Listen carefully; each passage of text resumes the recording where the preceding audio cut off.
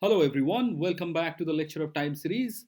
In the previous lecture, we spoke about the technique of differencing, and we have seen, given a random walk model, which is basically non stationary, how can we convert a random walk model into a stationary model taking differencing with lag 1?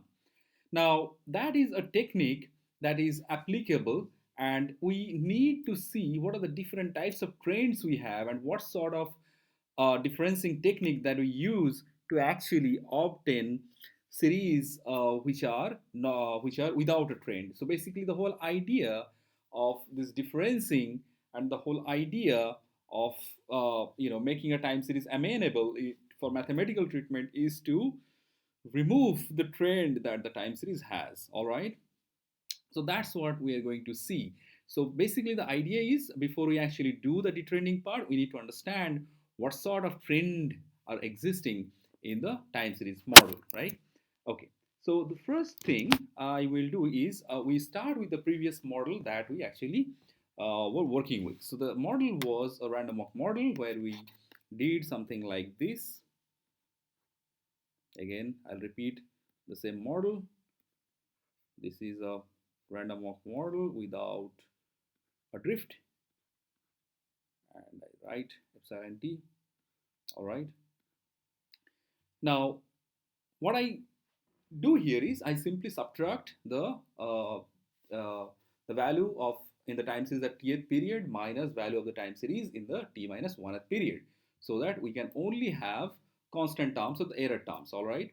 Now, so that is one way of detrending a time series, and here the assumption is that the present period value is only dependent on the past period value and nothing else, and the rest are basically the error term.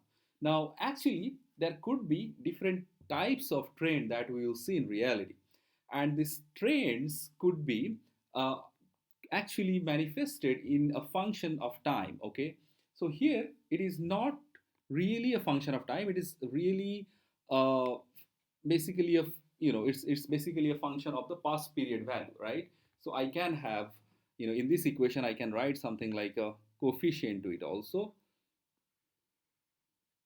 and we'll see the use of this coefficient. For random walk, this the value of this coefficient is 1, whereas we can have the value of coefficient less than 1. If the value of coefficient is greater than 1, we'll never have a converging series. So we'll look into all this. So this could be one way where we do not we just use a past period value to represent the current period value. On the other hand, I can actually have a time series where I can write yt equal to, say, something like beta 0, beta 1 t. Okay, so where it is nothing but a function of time. Okay, it's a linear where yt is linearly related with t. Now, actually, in we expect the time series to be more stationary, right? But what you see here is that the time series is not stationary, at least in this case,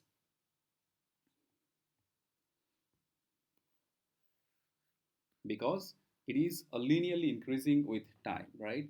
So what happens here is that in real life, we really do not get a time series where you can have a time series absolutely stationary. In reality, it is, you will find some sort of trend, and that is why you use this different formulation to kind of build model around the trend you have, and then you actually work on detrending the model. Okay, so that these are basically, sort of conceptual blocks that you use, and then you actually can build on more complexity on that. So here you see this is one kind of trend, the first one.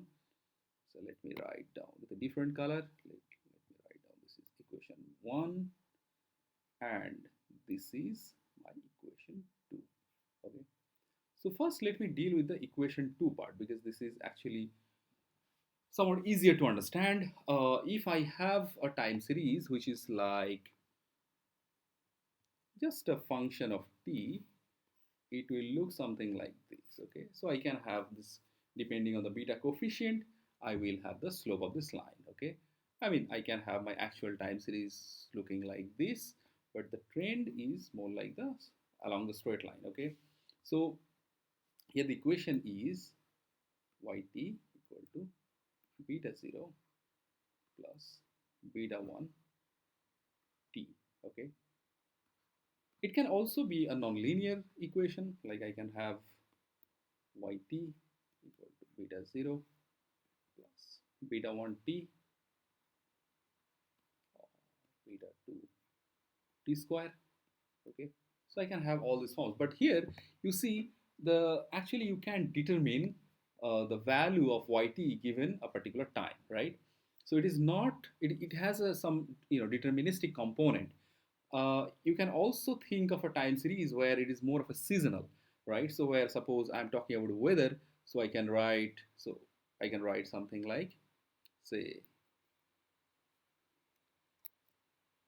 say the value of yt is nothing but the value of yt plus 12. Okay, so where I will have a seasonal component. Okay, so it's particularly for the weather. So these are the cases where you see the time series is deterministic. So here I write case 1, here I write case 2. These are all deterministic type of time series. On the other hand, in the previous case, when I actually wrote the equation yt equal to, as a function of, say, past period value, yt minus 1 plus epsilon t. So here what is happening is I am representing yt is basically the value of yt is absolutely dependent on the value of the past period, and the past period is dependent on the the period before that. So it's absolutely random. So I really do not know actually what is going to be the value of yt. I can't really say anything with certainty like we can do for a deterministic trend. And I can have, as I said, I can have a some sort of phi as a coefficient, and depending on the value of phi, so if phi is equal to 1, I have random walk.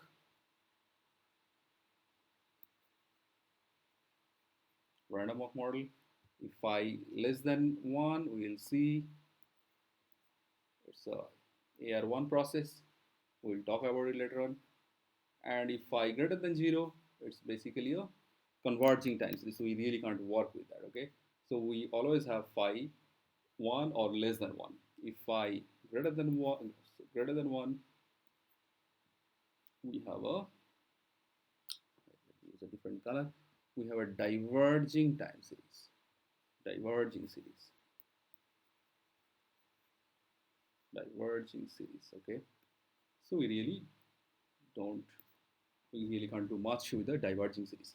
So that's about the different types of trend that we see in our time series. And basically the idea is we need to detrend them, right? So we have seen here, we can simply for random walk model, when phi equal to 1, we can simply subtract it. In case of, say, um, the deterministic model, we need to use certain technique. In case of, say, AR1 process, we need to use certain technique. So sorry about this, we are just going to see how we are going to do that in the next lecture. Okay, so basically the idea is we need to detrend the trends given the trend is either stationary, either stochastic or deterministic. All right, so thank you very much and see you in the next lecture.